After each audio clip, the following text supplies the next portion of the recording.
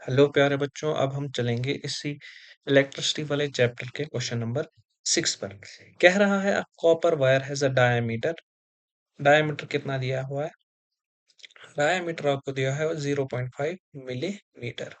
ठीक है, और रेजिस्टिविटी यानी रुख का वैल्यू दिया हुआ है 1.6 इंटू 10 की पावर माइनस 8 ओम मीटर। ठीक है, what will be the length of the wire to make a resistance, यानी रेजिस्टेंस भी दी हुई है 10 ओम। आप एक चीज तो बचपन से ही जानते हो, क्या? रेजिस्टेंस होती है रो एल बाई ए। अब लेंथ हमें निकालनी है, ये भी दिया है, ये भी दिया है। सर एरिया तो नहीं दिया दिया है। एरिया हम डायमीटर से निकालेंगे।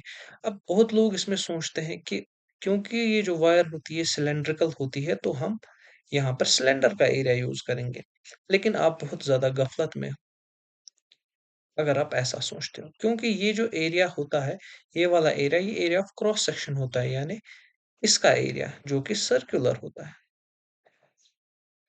ठीक है, तो चलो अब हम सवाल पर चलते हैं। रेजिस्टेंस आपको 10 दी हुई है, ये दिया है 1.6 इंटू 10 की पावर माइनस 8 इंटू एल आपको ढूंढना है। Area of a circle is pi r square. अब सर हमें तो डायमीटर दिया हुआ है, बचपन से ही आप जानते हो डायमीटर होता है 2 इंटू रेडियस, यानी रेडियस आ गया डायमीटर बाई 2।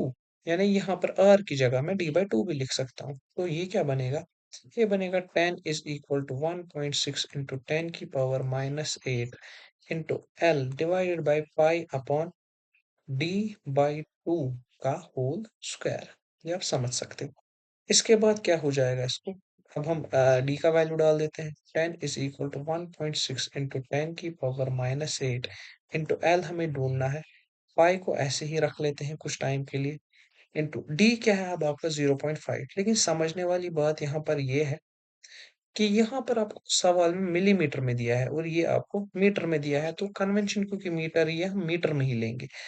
अब देखो मिलीमीटर, आपको पता है मिलीमीटर, 1 मिलीमीटर जो होता है वो 10 की पावर माइनस 3 मीटर होता है। या मिली को आप सीधे 10 की पावर माइनस 3 भी अगर याद रखोगे आपका काम चल जाएगा। 10 की पावर माइनस 3 ये होल स्क्वायर। तो इसके बाद हम इसको क्या करेंगे?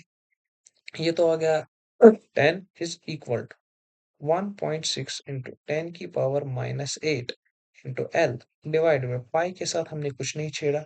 ये आ गया 0.5 मल्टीप्लाई बाई 0.5। इसके बाद हम इसको करेंगे मल्टीप्लाई बाय 10 की पावर माइनस 6। क्यों? 3 टू जा 6 होल डिवाइडेड बाय 4। अब देखो 0.5 0.5 5 5 जा 25, 2 के बाद पॉइंट है तो ये आ गया 0.25।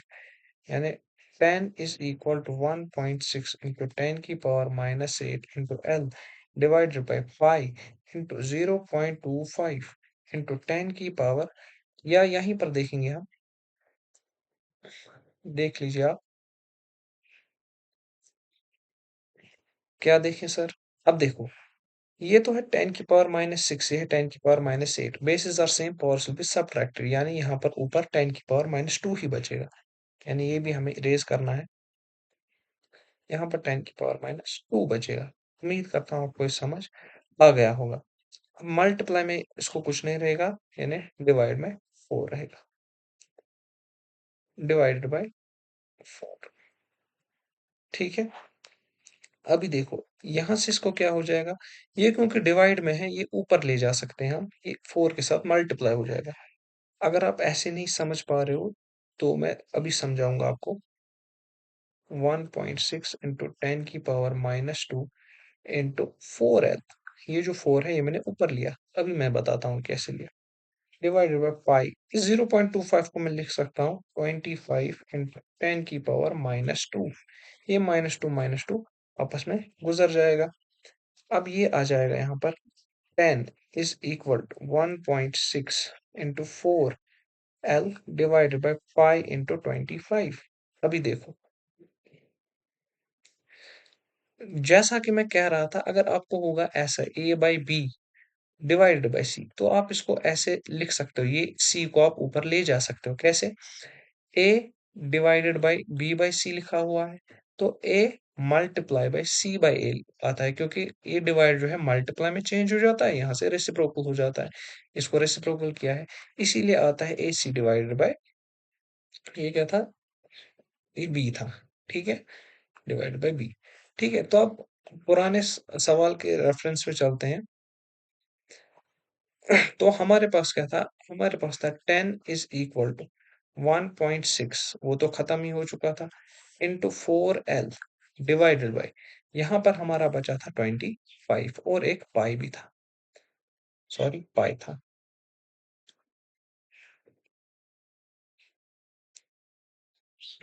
एक पाई था।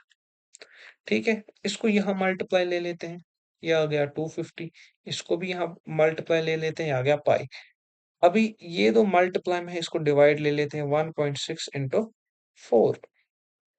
ठीक है, ये आ गया एल के बराबर। अब 250 इंटू पाई के बदले 22/7 लिख लेंगे, 1.6 इंटू 4 इंटू 7। ठीक है, ये आ गया 2 2 जा 4, ये एल के बराबर है, 2 11 जा। ठीक है, 2 1 जा 2, 125 जा। ठीक है, तो यहाँ से क्या बचा? यहाँ से आया 125 मल्टीप्लाई बाय 11, यानी 125 मल्टीप्लाई बाय 125 या 5731, यानी 1375 डिवाइडेड बाय 1.6 मल्टीप्लाई बाय 7, जो कि आता है, वो आता है 11.2 इज इक्वल टू एल। इसको जब आप सॉल्व करोगे, एल का वैल्यू आपको आएगा 122.7 मीटर, जो कि आपका रिक्वायर्ड आंसर है। उम्मीद करता हूँ आपको अच्छे से ये समझ आ चुका होगा।